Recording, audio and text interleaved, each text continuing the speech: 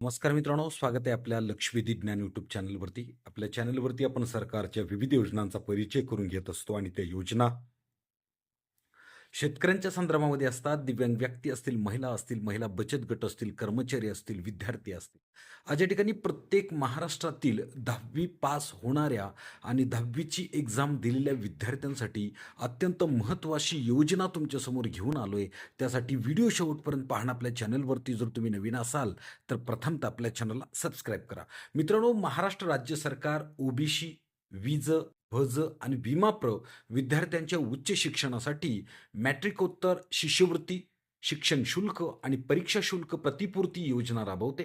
महाडीबीटी पोर्टलद्वारे या योजनांचा लाभ घेता येतो, ज्यामध्ये 100% पर्यंत शिष्यवृत्ती आणि परदेशातील शिक्षणासाठी विशेष शिष्यवृत्ती समाविष्ट आहे.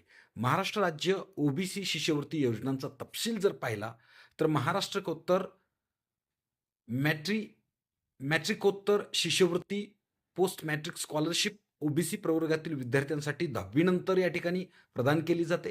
त्याच्यामुळं आपला पालक किंवा आपला पाल्य जर 10वी पास होत असेल, तर या ठिकाणी या शिष्यवृत्तीची माहिती तुम्हाला असणं अत्यंत आवश्यक आहे.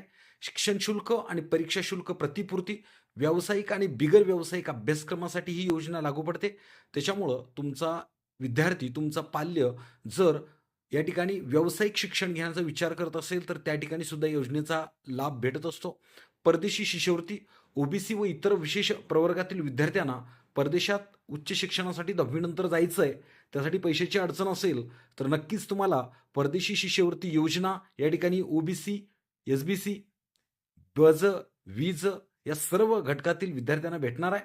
त्याचबरोबर पंजाबराव देशमुख वसतिगृह निर्वाह भत्ता योजना, वसतिगृहात राहणाऱ्या विद्यार्थ्यांसाठी भविष्यातील शिक्षण वसतिगृहामध्ये राहून पूर्ण करायचंय, शहरामध्ये यायचंय, त्या विद्यार्थ्यांना या ठिकाणी डॉक्टर पंजाबराव देशमुख वसतिगृह निर्वाह भत्ता योजना या ठिकाणी मिळू शकते. त्याच्यामुळे आपल्या आजूबाजूला जे काही विद्यार्थी या गटातील आहेत, त्या सर्व विद्यार्थ्यांना याची माहिती व्हावी या दृष्टीनं हा व्हिडिओ बनवलाय. सगळ्यात महत्त्वाचं, पात्रता निकष कोणते असणार आहे? विद्यार्थी महाराष्ट्राचा रहिवासी असणं अत्यंत आवश्यक आहे.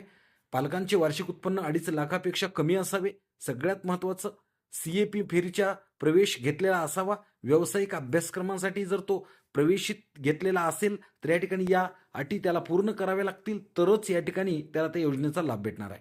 त्याचबरोबर महत्त्वाची कागदपत्र, जातीचे प्रमाणपत्र, उत्पन्नाचा दाखला, रहिवासी प्रमाणपत्र, बँक पासबुक, शैक्षणिक गुणपत्रिका या सर्व गोष्टींची पूर्तता तुम्हाला केल्यानंतरच या ठिकाणी योजनेचा लाभ भेटणार आहे.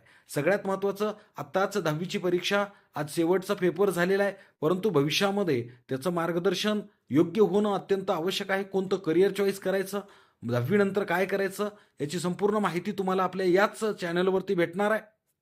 त्यानंतर ज्या काही स्कॉलरशिप्स तुम्हाला भेटणार आहेत, त्या स्कॉलरशिप्स गरजू विद्यार्थ्यांना मिळाव्या, या ठिकाणी कुणाचेही पैसे वाचून शिक्षण थांबू नये, या गोष्टींचा विचार करिता हा व्हिडिओ बनवलेला आहे. व्हिडिओबद्दल कुठल्याही प्रकारची अडचण असेल किंवा तुम्हाला शिष्यवृत्ती योजनेबद्दल कुठल्याही प्रकारची अडचण असेल, तर आपल्याला कमेंट बॉक्समध्ये नक्की कळवा. हा व्हिडिओ इतरांना सुद्धा शेअर करा, जेणेकरून त्यांना सुद्धा या योजनेचा फायदा होईल. व्हिडिओ जर आवडला असेल तर आपल्या चॅनलवरती या, आपल्या चॅनलला सबस्क्राईब करा आणि मिळवा अशाच प्रकारचे नवनवीन व्हिडिओज. धन्यवाद.